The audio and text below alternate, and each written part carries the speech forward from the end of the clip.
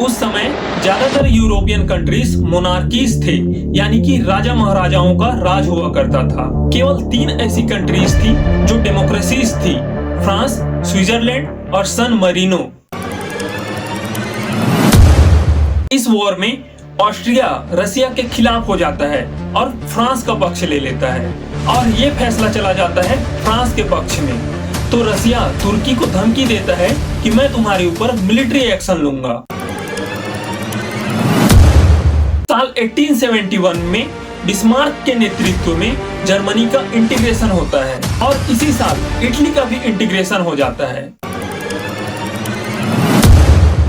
इसी black hand organisation से एक 19 साल का लड़का गैब्रिलो प्रिंसिप निकलता है और बग्गी में घूम रहे फर्डिनेंड और उसकी वाइफ की गोली मारकर हत्या कर देता है।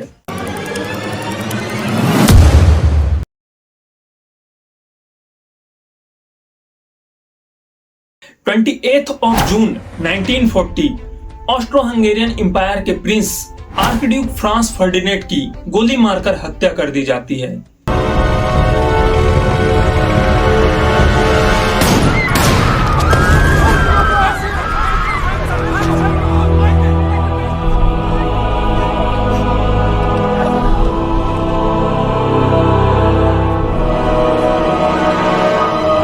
यह एक हत्या पूरी दुनिया को एक ऐसे महासंग्राम में झोंक देती है जिसे आज हम लोग प्रथम विश्व युद्ध के नाम से जानते हैं। 4 साल तक चलने वाला यह युद्ध लाखों सैनिकों की बलि ले गया। करोड़ों लोग मौत और भूखमरी के शिकार हो गए। एक ऐसा युद्ध जिसने पूरी दुनिया को तबाही की दहलीज पे लाकर खड़ा कर दिया।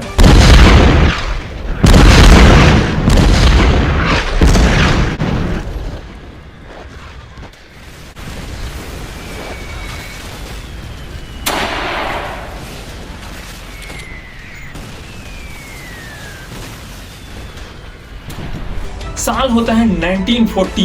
पूरी दुनिया एक नए युग की ओर बढ़ रही थी। इंडस्ट्रियल रेवोल्यूशन ने लोगों को एक नई ताकत दी थी, लेकिन यही ताकत विश्व को साम्राज्यवाद और लालच की दलदल में ढकेल रहा था।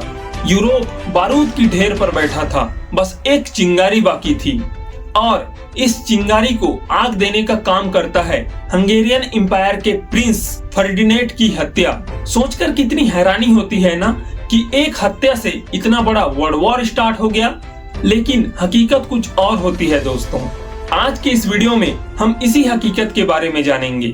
इस युद्ध के मेन रीजंस क्या थे, इस युद्ध में कौन कौन से देश शामिल हुए थे, युद्ध में कौन कौन सी घटनाएं घटित हुई थी, अमेरिका कैसे बना था सुपर पावर और अंत में इस युद्ध का परिणाम क्या हुआ था। तो चलिए चलते हैं एक दिल दहला देने वाले ऐतिहासिक सफर में।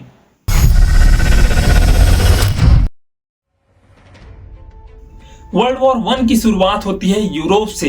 साल 1914 में यूरोप का नक्शा कुछ ऐसा दिखता था। सेंटर में एक बड़ा सा ऑस्ट्रो हंगेरियन एम्पायर था, जर्मनी में जर्मन एम्पायर हुआ करता था, रसिया में रशियन एम्पायर था और टर्की में ऑटोमन एम्पायर हुआ करता था और इसके अलावा यूनाइटेड किंगडम और फ्रांस थे।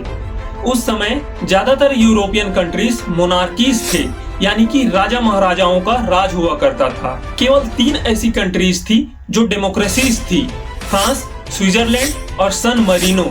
ईस्टर्न यूरोप में कुछ देश थे जैसे सर्बिया, बोस्निया और रोमानिया। इन्हें बाल्कन कंट्रीज कहते थे। याद रखना, हमारी कहानी में ये बाल्कन कंट्रीज जो है इम्पोर्टेंट रोल प्ले करते हैं। साल 1815 से पहले रशियन एम्पायर और ऑस्ट्रियन एम्पायर का रिलेशन काफी अच्छा हुआ करता था। दोनों देशों के बीच मित्रता थी, लेकिन साल 1853 में रशियन एम्पायर और ऑस्ट्रियन एम्पायर के बीच एक वॉर होता है, द क्रीमिया वॉर, जिसे इतिहास का सबसे मूर्खतापूर्ण वॉर भी कहा जाता है। उस समय तुर्की जो है एक इस्लामिक देश हुआ करता था और वहाँ के जो रोमन पादरीस हैं उनके ऊपर हो रहे अत्याचार को लेकर ये वॉर होता है। रसिया का कहना था कि जो रोमन पादरीस हैं उनके संरक्षण का अधिकार हमें मिलना चाहिए और फ्रांस का भी यही कहना था कि ये अधिकार जो है हमें मिलना चाहिए। इस वॉर में ऑस्ट्रिया रसिया के खिलाफ हो जाता है और फ्रांस का पक्ष ले लेता है और ये फैसला चला जाता है फ्रांस के पक्ष में। तो रसिया तुर्की को धमकी देता है कि मैं तुम्हारे ऊपर मिलिट्री एक्शन लूंगा। ऑस्ट्रिया और रसिया दोनों के रिलेशन खराब हो जाते हैं और दोनों देश एक दूसरे के एनिमीज बन जाते हैं। साल 1866 में एक वॉर होता है, ऑस्ट्रिया पर्सा वॉर। इस वॉर में जर्मनी और इटली खुद को ऑस्ट्रिया से अलग कर लेते हैं। साल 1871 में बिस्मार्क के नेतृत्व में जर्मनी का इंटीग्रेशन होता है और इसी साल इटली का भी इंटीग्रेशन हो जाता है। ऑस्ट्रिया को इससे बहुत बड़ा झटका लगता है। ऑस्ट्रिया का जो इतना बड़ा साम्राज्य था वो धीरे धीरे छोटा होता जा रहा था। ऑस्ट्रिया की पावर कम होती जा रही थी। अब ऑस्ट्रिया के पास एक ही ऑप्शन बचता है, ईस्ट में जो बाल्कन कंट्रीज हैं उनके ऊपर अपना आधिपत्य स्थापित करना। सेम यही सोच लेके रसिया भी बैठा था कि जो बाल्कन कंट्रीज हैं उसके ऊपर हमारा आधिपत्य होना चाहिए। ऑस्ट्रिया और रसिया दोनों बाल्कन कंट्रीज की तरफ बढ़ने लगते हैं। बाल्कन कंट्रीज में अधिकतर सर्ब जाति के लोग रहते थे, तो रसिया यहाँ पे क्या करता है, बाल्कन कंट्रीज में जितने भी सर्बियंस रहते थे उनको भड़काना शुरू कर देता है कि हम सारे सर्ब जाति के लोग एक साथ रहेंगे, हमें तुर्की की बातों में नहीं आना है, और एक आंदोलन चलाया जाता है। तो तुर्की ने क्या किया, इन आंदोलनों को कुचलना स्टार्ट कर दिया। रसिया को जब पता चलता है कि तुर्की जो है हमारे चलाए जा रहे आंदोलनों को कुचल रहा है, तो वो तुर्की के ऊपर मिलिट्री एक्शन लेता है और तुर्की को हरा देता है। तुर्की को हराने के बाद उसके साथ एक संधि करता है, सन स्टीफानो की संधि। इस संधि में रसिया जो है बाल्कन कंट्रीज को अपने अंडर में ले लेता है, लेकिन ये संधि ब्रिटेन और ऑस्ट्रिया को मंजूर नहीं होता। तो रसिया के ऊपर एक इंटरनेशनल प्रेशर बनाया जाता है और दो बाल्कन कंट्रीज बोस्निया और हर्जेगोविना को ऑस्ट्रिया के अधिकार में दे दिया जाता है। यहाँ पर अधिकार में दे दिया जाता है का मतलब है कि सिर्फ ऑस्ट्रिया की देखरेख में रहेगा, ना कि उसके ऊपर पूरा कब्जा रहेगा। साल आता है 1904। रसिया और जापान के बीच एक वॉर होता है और इस वॉर में रसिया जो है बहुत बुरी तरीके से हार जाता है, उसका बहुत ज्यादा लॉस हो जाता है। अब इस लॉस की भरपाई करने के लिए रसिया जो है ऑस्ट्रिया के साथ हाथ मिलाने की सोचता है। उस समय ऑस्ट्रिया के अंडर में दो पोर्ट्स थे, बॉस्पोरस और डर्डनलेस।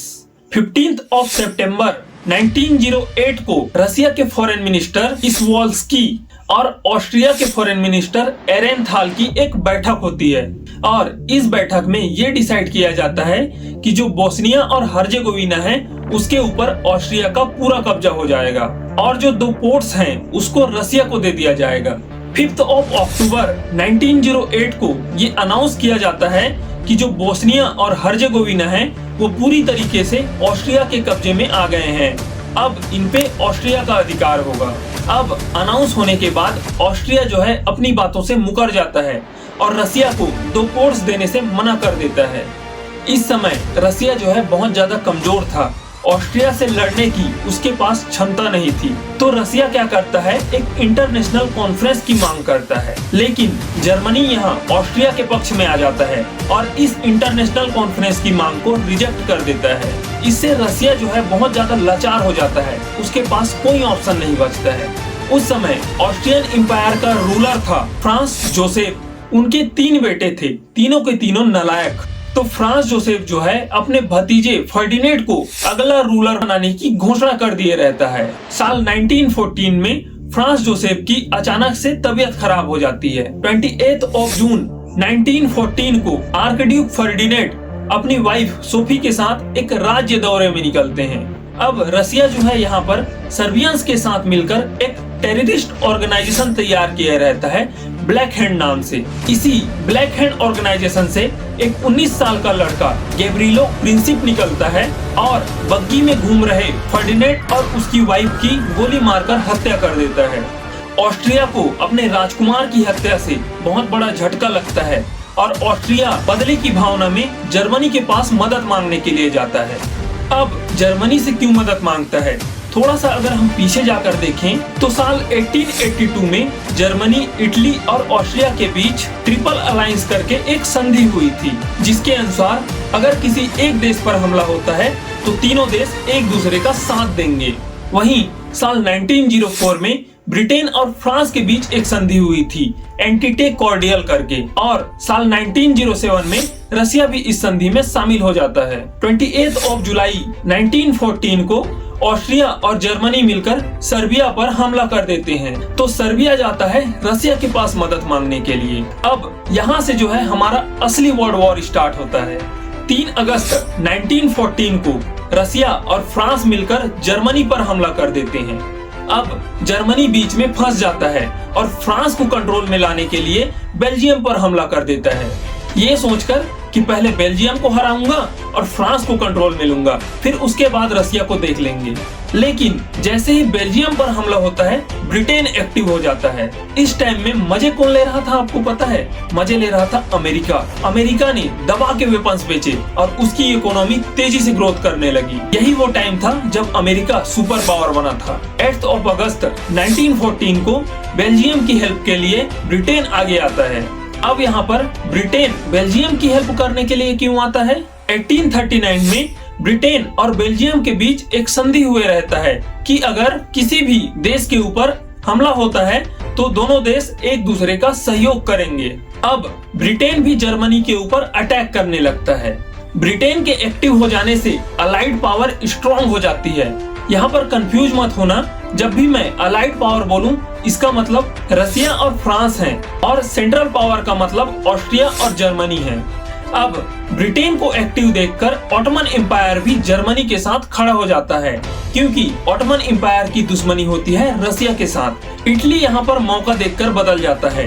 इटली की संधि होती है सेंट्रल पावर्स के साथ, लेकिन इटली जो है अलाइड पावर का साथ देने लग जाती है। ब्रिटेन के वॉर में आने से अलाइड पावर बहुत ज्यादा स्ट्रॉन्ग हो जाता है, क्योंकि ब्रिटेन का साम्राज्य बहुत बड़ा था। दुनिया के 24% हिस्से में ब्रिटेन का कंट्रोल था। उस समय हमारा इंडिया भी ब्रिटेन के कंट्रोल में था। ब्रिटेन जैसे ही युद्ध में शामिल हुआ, अफ्रीका, कनाडा, इंडिया हर जगह से सैनिक मंगवाने लगा। अब तक अमेरिका चुप था, सिर्फ वेपन्स बेच रहा था और प्रॉफिट बना रहा था।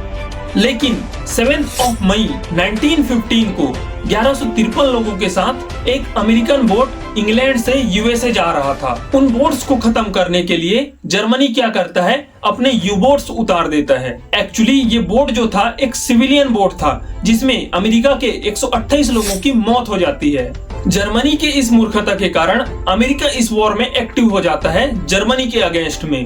1914 से 1918 तक ये वर्ल्ड वॉर चला। इसी बीच साल 1917 में रसिया में रूसी क्रांति होती है और रसिया का जो शासक था जार निकोलस द्वितीय, उसका लेनिन के नेतृत्व में तख्ता पलट कर दिया जाता है, क्योंकि लोगों का कहना था कि ए जार निकोलस, तूने क्यों हमें इस वर्ल्ड वॉर में घुसा दिया? सर्बिया की बात थी, सर्बिया को झेलने देते, हमें क्यों इनके बीच में लाए? मार्च 1918 को रसिया और जर्मनी के बीच शांति समझौता होता है और ये वर्ल्ड वॉर रुक जाता है। 11 नवंबर 1918 को जर्मनी का जो शासक था केसर विलियम, वो आत्मसमर्पण करता है और हॉलैंड भाग जाता है। ये थी प्रथम विश्व युद्ध की पूरी कहानी।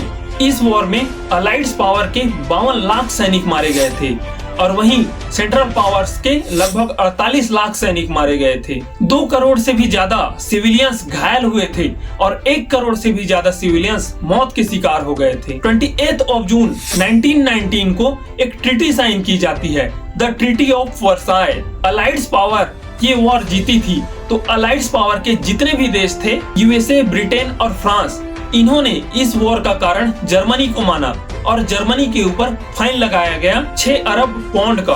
साथ ही जर्मनी की सैनिक क्षमता कम कर दी गई। 1 लाख से ज्यादा सैनिक जर्मनी नहीं रख सकता और जर्मनी के कुछ हिस्से फ्रांस और पोलैंड को दे दिया गया। इस संधि के चलते जर्मनी जो है अब तक पैसे चुका रहा था। साल 2010 में ये खत्म हुआ और इसी वर्साय की संधि के कारण हिटलर खड़ा हुआ और सेकेंड वर्ल्ड वॉर का कारण बना। आपको क्या लगता है, इस वर्ल्ड वॉर का कारण सिर्फ जर्मनी था या और कोई कंट्री था?